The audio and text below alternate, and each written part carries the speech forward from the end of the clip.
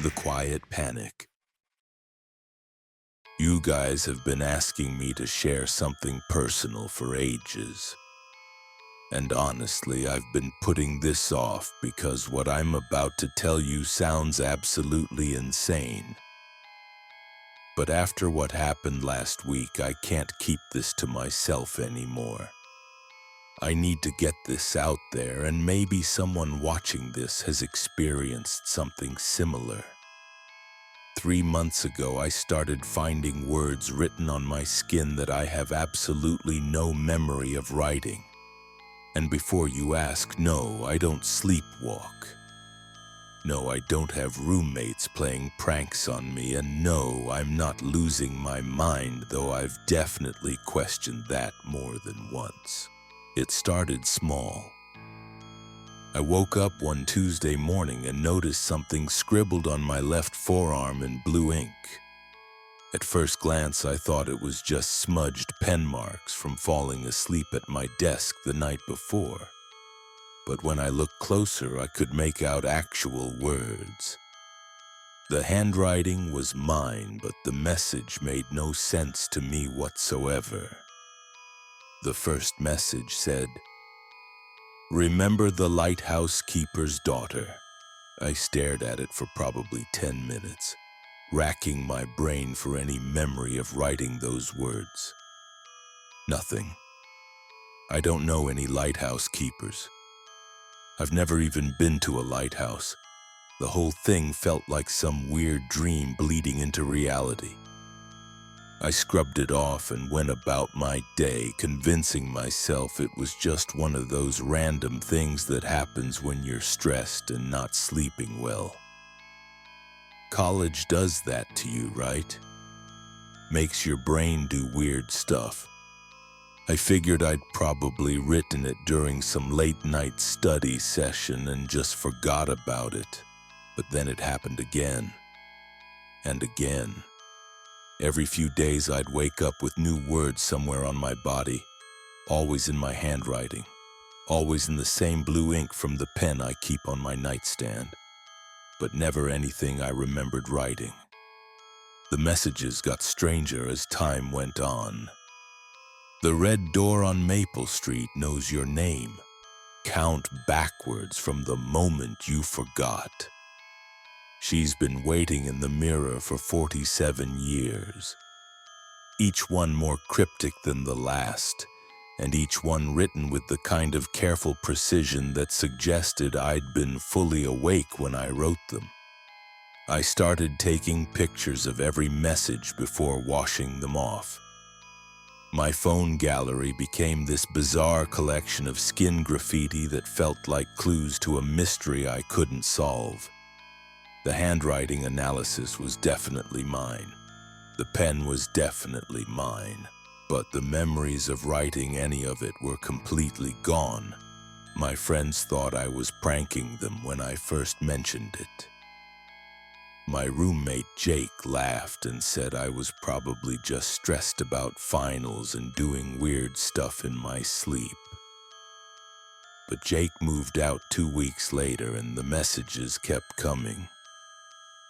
That's when I knew for certain this wasn't some elaborate joke someone was playing on me. The really disturbing part was how specific some of the messages became. Your grandmother's recipe box has 17 secrets. The thing is, my grandmother did have an old wooden recipe box that she kept in her kitchen. But she'd been dead for 8 years and I hadn't thought about that box in forever. Why would my subconscious suddenly fixate on something so random and specific? I decided to do some investigating. I drove 3 hours to my mom's house and asked if she still had Grandma's recipe box. She looked at me like I was crazy but went digging through the attic storage.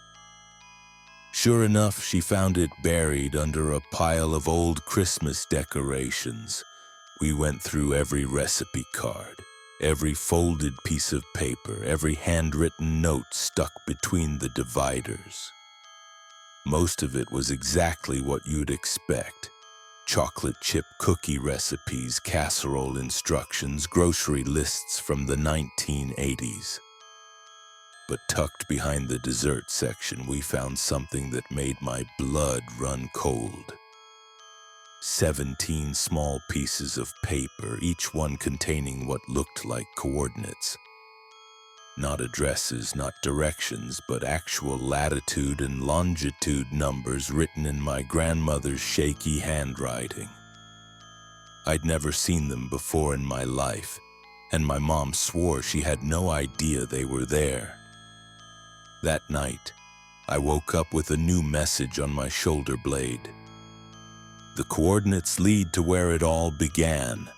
I nearly fell out of bed trying to twist around and read it in the mirror. The timing was too perfect to be a coincidence. I spent the next day plotting those coordinates on Google Maps. Most of them pointed to seemingly random locations. A parking lot in Nevada, a stretch of farmland in Iowa, a residential street in Portland that looked completely ordinary. But 3 of the coordinates pointed to places that made my skin crawl. The first one was the exact location of the house where my grandmother grew up. I'd never been there, never even knew the address, but somehow those numbers led me right to the front yard of a house that had been torn down decades ago. The second coordinate pointed to a spot in the middle of a lake about 50 miles from my college campus. Not near the lake, not on the shore, but right in the center of the water where there was absolutely nothing but emptiness. The third one was the most unsettling. It marked a location in the woods behind my childhood home. A place I used to play as a kid but had completely forgotten about until I saw those numbers on the screen. I started having dreams after that. Vivid, detailed dreams where I was sitting at my desk in the middle of the night writing these messages on my skin with mechanical precision. In the dreams, it felt urgent, like I was running out of time to get important information down before I forgot it.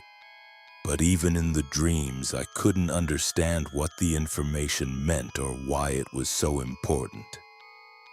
The messages started coming more frequently, every other night, sometimes every night. My arms, my legs, my torso, even the back of my neck once. I bought a different pen and hid my original blue one, but somehow I always ended up with the same blue ink on my skin. I tried staying awake all night to catch myself in the act, but I'd always wake up the next morning with new words and no memory of the hours between midnight and dawn. It was like my conscious mind was being shut off during those crucial moments. Last Tuesday, I woke up with the longest message yet written across my chest in careful block letters. The truth is buried where the old oak fell. Bring the shovel from the red shed. Go alone. Go tonight. I knew exactly which oak tree it was talking about. The massive tree in the woods behind my childhood home had fallen during a storm when I was 12. I used to climb on it when it was still lying there before the city crews came to cut it up and haul it away. The red shed was my dad's tool shed, still standing in our backyard after all these years. And somehow, despite never discussing any of this with my parents, I knew exactly where to find the shovel. That's when I realized this wasn't just about mysterious messages anymore. Whatever was happening to me was building towards something specific, something that required me to take action. The question was whether I was brave enough to follow the instructions written in my own handwriting by a part of my mind I couldn't access or control. So I made the decision that night. I grabbed my keys, drove the 3 hours back to my childhood home, and waited until my parents were asleep. The whole drive, I kept checking my chest in the rearview mirror at red lights, making sure the message was still there, that I hadn't imagined the whole thing. At 2 in the morning, I crept into the backyard and found the red shed exactly where it had always been. The door creaked when I opened it, and there was the shovel hanging on the wall like it was waiting for me. My hands were shaking as I grabbed it and headed toward the woods.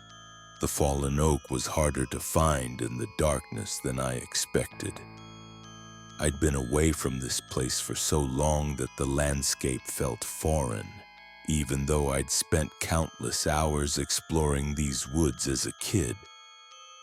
But eventually, my flashlight beam caught the familiar shape of the massive trunk, now covered in moss and partially buried under years of fallen leaves.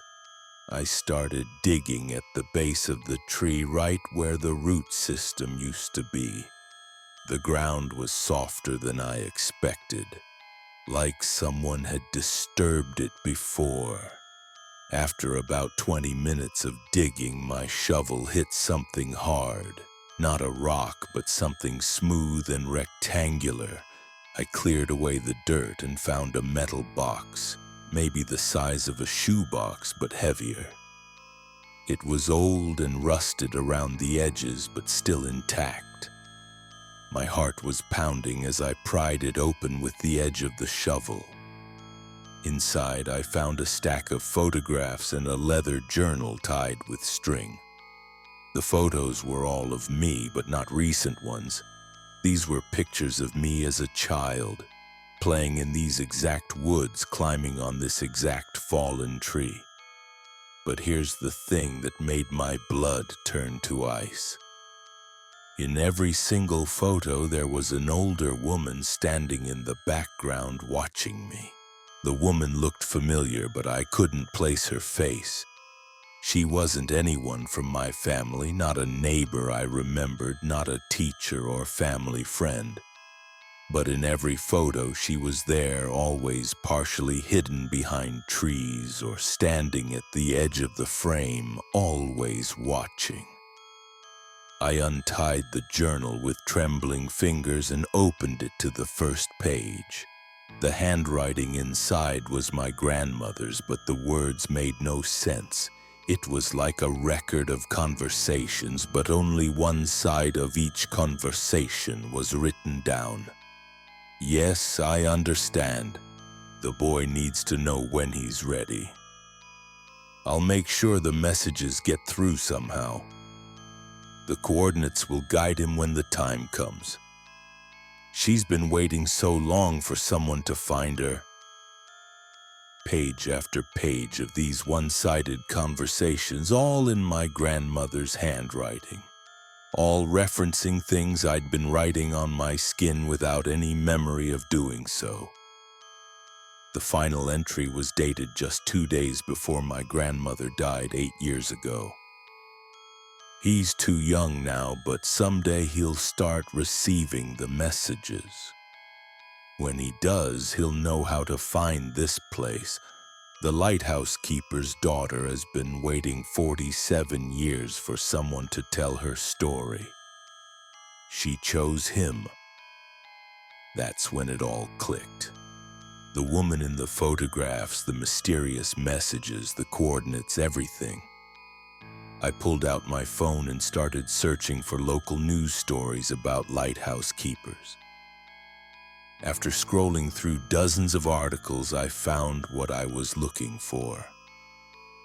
47 years ago, a lighthouse keeper's daughter named Sarah Chen had disappeared while hiking in these woods. She was 19 years old, just a year younger than I am now. The search parties never found her body, and the case eventually went cold. But according to the article, her favorite spot was an old oak tree where she used to go to read and think. the same oak tree that was now lying at my feet. I looked back at the photographs and suddenly recognized the woman in the background. It was Sarah, exactly as she appeared in the newspaper photo from 1977. Somehow, she'd been trying to communicate with my family for decades, and now she was using me as a conduit to finally tell people where she was. I called the police that night and told them everything. They thought I was crazy at first, but when I showed them the box, the journal, and the photographs, they agreed to send a search team to the woods. 3 days later, they found Sarah's remains buried deeper under the fallen oak, exactly where she'd been trying to tell me to look. The messages stopped after that. I haven't woken up with a single word written on my skin since the night I found Sarah's grave. It's like whatever force was driving me to write those cryptic instructions finally got what it needed. I still don't understand how any of this was possible. I don't know why Sarah chose me, or how my grandmother was able to communicate with her, or why my unconscious mind became the messenger for someone who'd been dead since before I was born. But I do know that sometimes the most impossible things turn out to be true.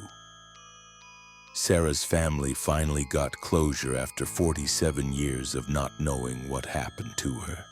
The coordinates in my grandmother's recipe box led investigators to other cold cases, other missing people who'd been trying to communicate through families like mine for decades.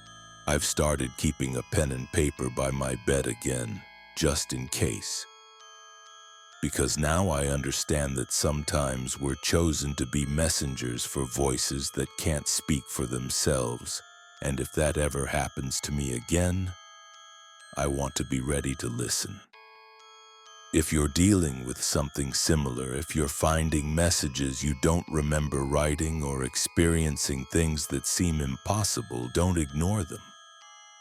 Sometimes the most important truths come to us in the strangest ways.